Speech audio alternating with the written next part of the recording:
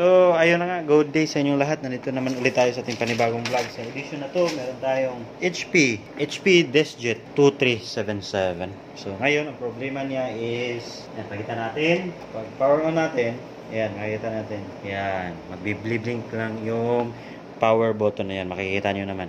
Kahit anong pindot natin yan, magkusang reset lang yan. Yan. Tapos pindutin natin, walang magalaw. So, i-check natin kung anong problema. So, na-check na to kanina. Ito ang spare nating mainboard kasi mainboard ang duda natin. So, ngayon, baklasin na natin. So, power off muna. Sa pagbaklas nito, simple lang. Screw dito 1, 2, 3, and 4. Okay, nasundan nyo lang. So, pagkatapos mabaklas, iangat nyo lang to at iangat din to ng dahan-dahan, and then flex cable. Yan, tanggal flex cable.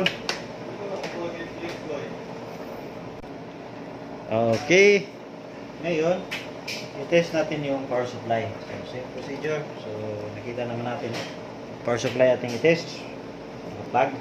So, meron tayong multi-tester dito. Yan, makikita nyo ang voltahe. So, ito yung power supply niya, connector. So, while nakasaksak, i-test natin yung output ng mismong power supply. So, meron tong 21 yata. 21 volts. Yan, 21.8. So, goods ang ating power supply. Next natin is palitan tong buo, itong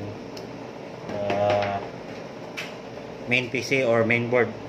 Dahil meron naman na yung power supply. So, tanggalin muna natin. Meron tayong spare dito. Testing. So, ginawa ko ngayon, in-isolate ko yung problema na blinking yung power button lang. Bagong bili to.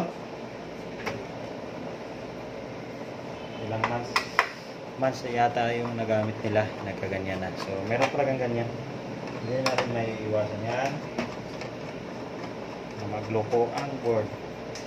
So, pagtanggal niyan, tatlong screw lang yan. Tanggalin nyo, tatlong screw, tapos mga peripherals. Ayan. Ito ang tatlong screw holes. Ayan. So, ngayon, sa spare, ilagay natin. Ang spare, yan. Ngayon, temporary screw natin.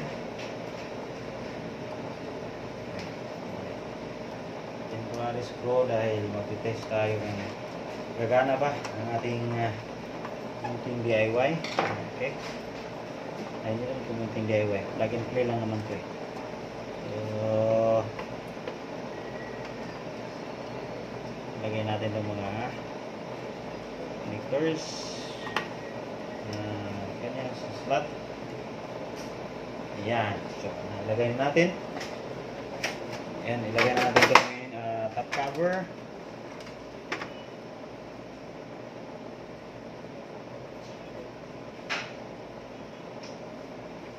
Waiting na. Single button na. So ngayon, ayan, i-temporary natin. Then, sasak natin yung forward, yung outlet. Then, makikita nyo naman, nag-blink siya. Ayan. Kusang bubukas yan. So, makita natin. Ayan. Umiilaw. So, nag-blink dahil nakabugas ang ating access door. And then, siraan din.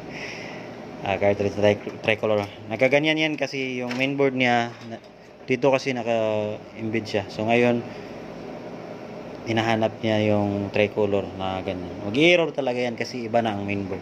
So ngayon, na-eliminate na natin yung problema. Hanggang sa muli, this is Fibertic and Tips. Magpapaalam na sa inyo. Bye-bye!